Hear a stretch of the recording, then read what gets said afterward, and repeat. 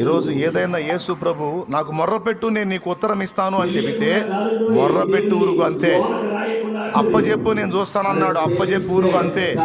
చింత యావత్తు నా మీద వేయి నేను చూస్తానన్నాడు, ఆయన మీద వేసి ఊరుకు అంతే.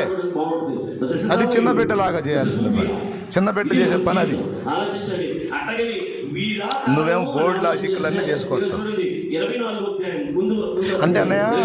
మామూలుగా చిన్న చిన్న బలహీనతలు అయితే కాదు కానీ అన్నయ్య, ఇదేంతో క్యాన్సర్ అంట అన్నయ్య, ఇదేదో పెద్దదేనంట.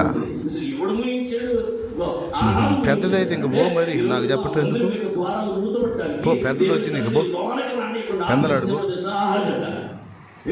అట్లా కోపడవాకనే. మామూలుగా కొంచెం పెద్ద సమస్య అని చదువుతున్నాను. పెద్ద సమస్య అయితే చిన్న సమస్య అవుతుంది. నీకు నాకు పెద్ద సమస్య, అది దేవుడికి పెద్దది కాదుగా. నువ్వు దేవుడి ముందుకు వచ్చి దేవుడికి పెద్ద చిన్న చెబుతా ఏంది?